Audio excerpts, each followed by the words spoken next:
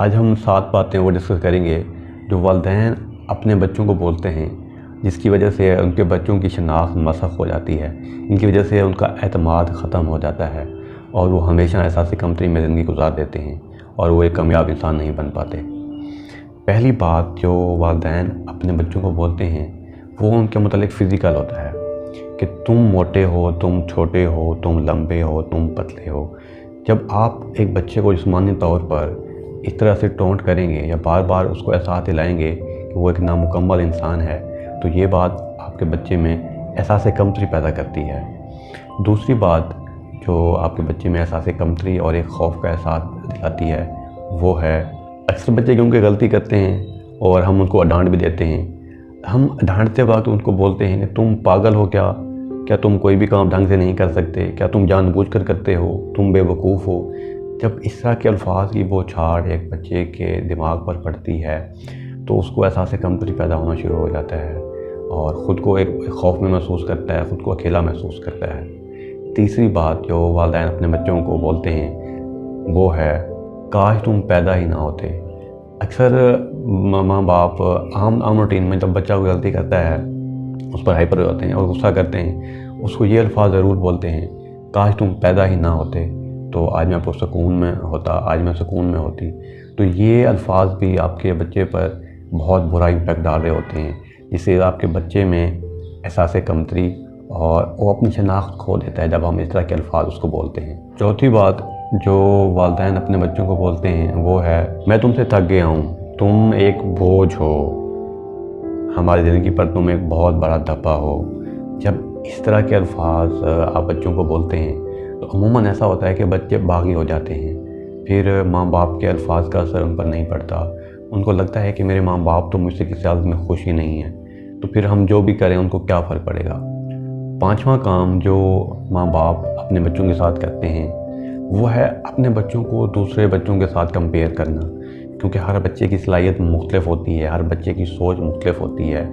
تو جب ہم اپنے بچے کو اپنے کزنز کے ساتھ، اپنے بہن بھائیوں کے ساتھ یا کلاس فیلو کے ساتھ کمپیئر کرتے ہیں کہ وہ اتنے لائق ہیں، وہ اتنے سمجھدار ہیں اور تم اتنے نالائق ہو، تم کچھ بھی نہیں کر سکتے، تو ان بچوں میں وہیں سے جیلسی کا فیکٹر پیدا ہونا شروع ہو جاتا ہے۔ وہ فیکٹر ہمیشہ کے لیے اس بچے کے اندر جذب ہو جاتا ہے اور پھر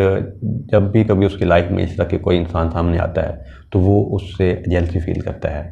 چھٹا کام جو والدین اپنے بچوں کے ساتھ کرتے ہیں وہ ہیں جھوٹے وعدے کرنا۔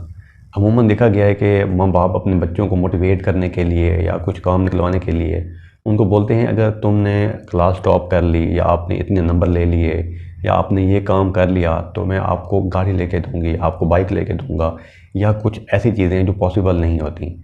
جب سم ٹائم ماں باپ ان چیزوں کو پورا نہیں کر سکتے تو بچے کے مائنڈ میں والدین کا ٹرسٹ ختم ہو جاتا ہے، اس کو ریلائز ہوتا ہے کہ یہ باتیں صرف باتوں کی حد تک ہوتی ہیں، ان کے پیچھے کوئی بھی امپلیمنٹیشن نہیں ہوتی۔ تو پھر ماں باپ جو بھی بات کرتے رہتے ہیں، بچوں کو ریلائز ہوتا ہے کہ اس بات کی کوئی اہمیت نہیں ہے۔ ساتواں کام جو والدین اپنے بچوں کے ساتھ کرتے ہیں جو کہ پوری زندگی ان کو ڈیمیج کر کے رکھ دیتا ہے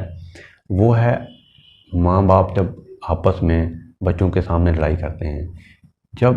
بچے کے دماغ میں ماں باپ ایک چھت کی مانند ہوتے ہیں جو اس کے اوپر سردی گرمی میں سایہ کرتی ہے،